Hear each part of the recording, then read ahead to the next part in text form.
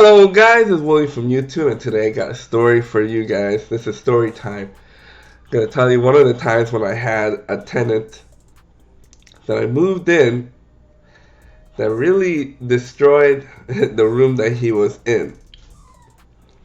And then he wants to sue me for slip and fall. But when you guys see the pictures of his actual room, this is something he did himself, self-inflicted, when you see the junk. So I've attached the pictures of his room to this video. So let's get into it. So the guy moves in, he pays rent for a couple of months, no problem. And then one month he decides that he's not going to pay rent. So I send him a letter saying that, his rent is past due, he owes for this much. And, I don't hear anything about it. Then afterwards, a month goes by and I don't hear anything from him. I decide to go ahead and send my property manager over there to go and have a talk with the guy. He gets over there, and property manager, he is amazed to see what's going on in his room. And he takes a couple of pictures and he sends them to me.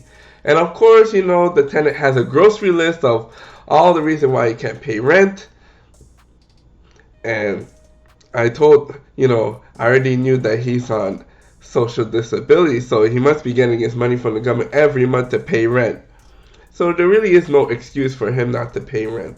But of course he had a grocery list, and he always gives the usual excuses that when I get my tax return, I'm gonna pay everything I owe. This is how much I owe. I did some gambling debts, or I got robbed. All of those silly type of excuses we like to throw at the landlord.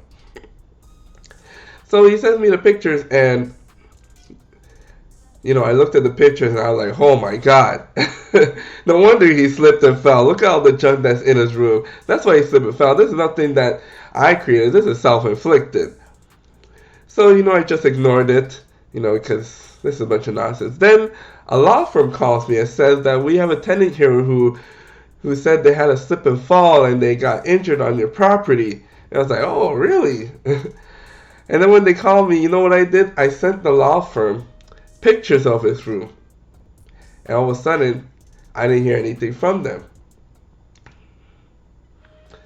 So, another month goes by, and I still didn't get any rent. Now the tenants are complaining about some mysterious smell coming from the room. So I tell the property manager, go ahead and put a post on the 24-hour inspection to his property. And we didn't get any response. So when the 24 hours was up, my property manager went inside, and lo and behold, he saw the tenant laying on his back. He looked like he was unconscious, so the property manager called the ambulance, 911, to go and have a check on him. And when 911 came over there, they tried to revive him. And, they rescued the cats, but they left him behind. I was like, why did they rescue the cats and left him behind? So the funeral came and they picked him up. So a week later, I got a phone call from the families, telling us, that this tenant has died. And, we're going to go ahead and pick up all this stuff and clean it out. And I said, oh, you know what? I'm glad he's dead. That guy caused me so much frustration. They didn't want to pay no rent. Then he's trying to sue me. Then he's trying to talk back about me. I'm glad that guy died. Shoot, man. Shoot.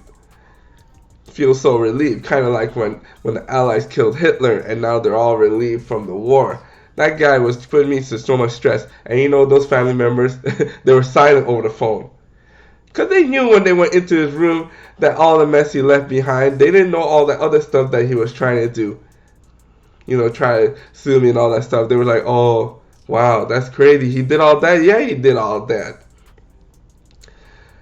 So that's my story time about some of these tenants that want to raise up all these silly questions and stories. All this slip and fall nonsense. But now look at that. That joke that he made, that was his undoing. He slipped and fell on his own stuff. And that probably what caused him. But I don't think it was a slip and fall. You see, when he was not paying rent, he probably took that money to go and buy drugs and do all this silly stuff with it. So you see, if he paid his rent, he would have been alive. Because he wouldn't have all that money to spend on hard drugs. And that's the reason why he died, because a heroin overdose. All this time talking about he wasn't going to pay rent. If he paid rent, he would have been alive. Anyways, guys, this is William from YouTube. A story I just needed to share. Thank you. Make sure you like, share, and subscribe. Bye-bye.